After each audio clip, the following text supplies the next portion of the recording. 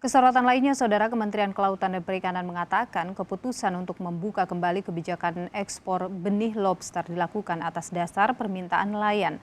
Staf khusus Menteri Kelautan dan Perikanan TB Ardianuar dalam diskusi virtual yang digelar Batsul Masail NU mengatakan keputusan ini dilakukan setelah bertemu dengan kelompok nelayan dan mendengarkan permintaan mereka. TB mengatakan akibat adanya kebijakan larangan ekspor benih lobster, ekonomi nelayan saat itu anjlok.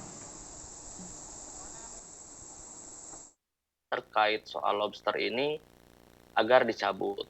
Karena selama bertahun-tahun ada ribuan orang yang menggantungkan hidupnya dari benih-benih lobster atau BBL. Dari situ mereka bisa menjalankan ekonominya, menguliahkan anak, membangun rumah, dan lain sebagainya.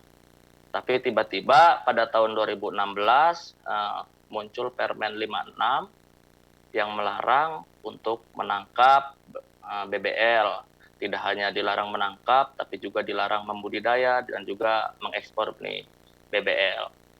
Nah, dari situ kan ekonomi mereka anjlok, ekonomi mereka lumpuh, gejolak sosial. Mantan Menteri Kelautan dan Perikanan atau KKP, Susi Pujiastuti mengkritik kebijakan pemerintah yang kembali membolehkan ekspor benih lobster. Susi mengatakan keputusan ekspor benih lobster akan merugikan nelayan ke depannya. Menurutnya kebijakan ini harusnya mempertimbangkan keberlanjutan pengembangan lobster di Indonesia. Kenapa kita harus ambil bibitnya? Udah gitu pakai kuota ekspor lagi. Kemudian harganya dulu waktu saya larang harganya 30.000, 40.000 bahkan sampai 60.000 bibit lobsternya dari nelayan.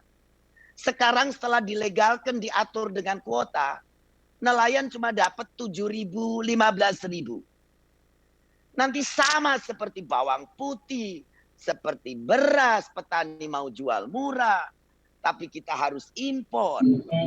Nah, ketahanan pangan di sini tidak ada lagi. Jadi itulah pola pikir dan dasar saya waktu menjadi menteri. Saya punya amanah, saya lakukan itu. Saya memikirkan meninggalkan legasi untuk melindungi para nelayan lobster. Jadi pengusaha